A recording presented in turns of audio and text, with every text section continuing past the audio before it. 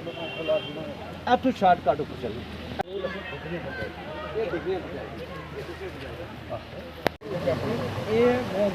ये जा रही है सर एक कलसा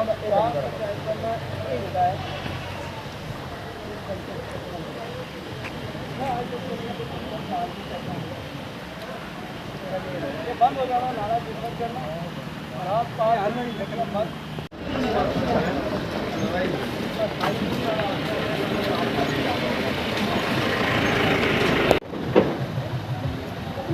सारा ना सारा फोटो बना के फिर सोने के बाद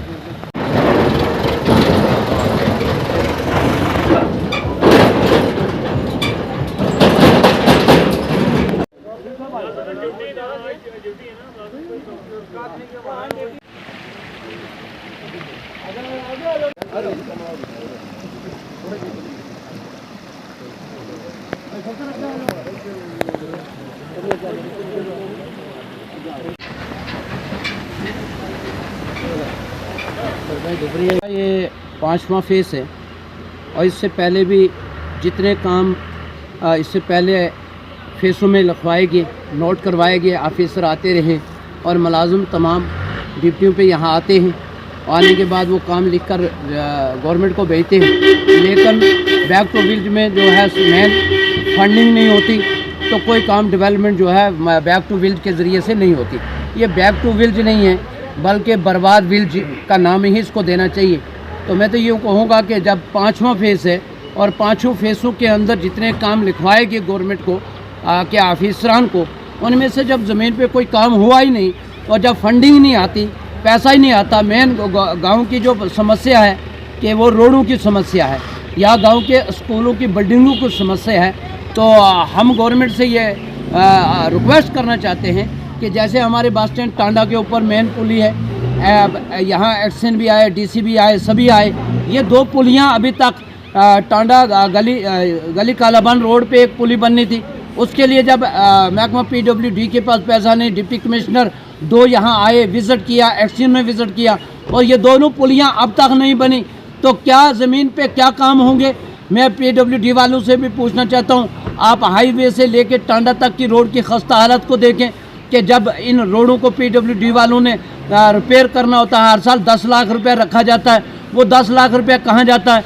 अभी जो केबल बिछाई गई उसका भी कंपनी ने 7 लाख रुपए एक्शन के अकाउंट में ट्रांसफ़र किया, तो रोड की हालत आपने देखी होगी कि वो कितनी डेवलपमेंट है। तो गांव खनेतर के तमाम आवाम ने तकरीबन मैक्सिमम लोग जो हैं वो इस बैक टू विलेज में आवाम आती नहीं है, सिर्फ मुलाजिम हजरात आते हैं और वो चंद लोग जो हैं 2, 4, 10 आदमी आते हैं और उनसे पूछकर चले जाते हैं। हमने डीसी साहब के पास भी 2-3 वफद लेकर हम इससे पहले गए, तो डीसी साहब ने हमारे इस गांव की तरफ कोई तवज्जो मरकूज़ नहीं की है।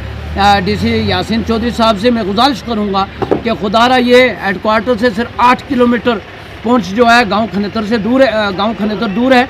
तो यासीन चौधरी साहब से मैं कहता हूं कि आपने पूरी टीम को लेकर एक मरतबा बस स्टैंड टांडा और टांडा टू गली कालाबन की रोड का विज़िट करें और देखें कि लोगों की परेशानियां क्या है। यहाँ स्कूल की बिल्डिंगें जो हैं वो नाक़िस हैं और टूटी हुई हैं, और यहाँ टीचर नहीं है, स्कूलों में बच्चों के लिए टॉयलेट बाथरूम नहीं है, खेलने के लिए ग्राउंड नहीं है। तो इसलिए मैं तमाम एडमिनिस्ट्रेशन ये कहूँगा कि ये बैक टू विलेज नहीं है, ये बर्बाद विलेज है। इस गाँव को पहले मॉडर्न विलेज के तौर पे भी एक मरतबा इसके बोर्ड लगे, लेकिन इस गांव को जो है मातम विलेज में तब्दील कर दिया गया। ये गांव खनेतर जो है 20,000 की आबादी के लगभग ये गांव है, और हमें ये एक सज़ा भी दी गई कि यहाँ से उठाकर 8 किलोमीटर से उठाकर हमें 30 किलोमीटर जो है दूर सुरकोट के साथ जोड़ दिया गया। हमें सियासी तौर पे जो है इस गाँव को जो है वो यतीम कर दिया गया है। ना तो हमारी हुकूमत में कोई सुनने वाला है, ना एडमिनिस्ट्रेशन पुंछ में कोई सुनने वाला है।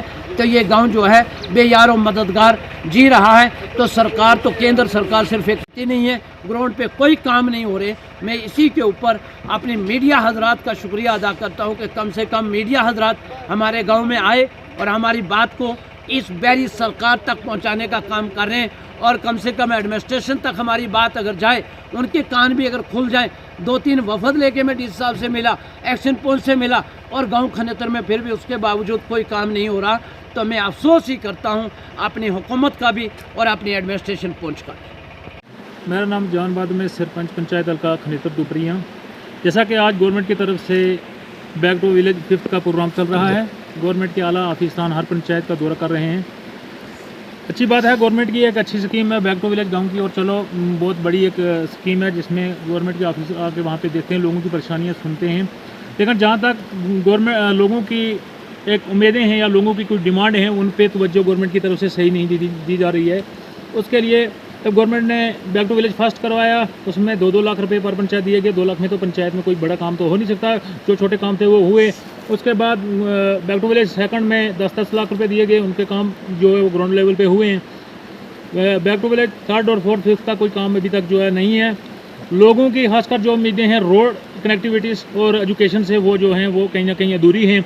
जैसे हमारी टांडा दुपनिया एक रोड है जो 2 जगह से ये 2014 के फ्लड में बह गई थी। आज तक वहाँ जो ये नाले पे पुली की ज़रूरत है, कोई भी यहाँ पे काम जो है वो नहीं हुआ है। और यहाँ से जब छोटे बच्चे स्कूल में जाते हैं तो सुबह पेरेंट्स साथ आते हैं और बच्चों को नाला पार करवा के वापस जाते हैं। जब स्कूल से छुट्टी होती है तो पेरेंट्स आके नाला जो है क्रॉस करके बच्चों को घर लेके जाते हैं।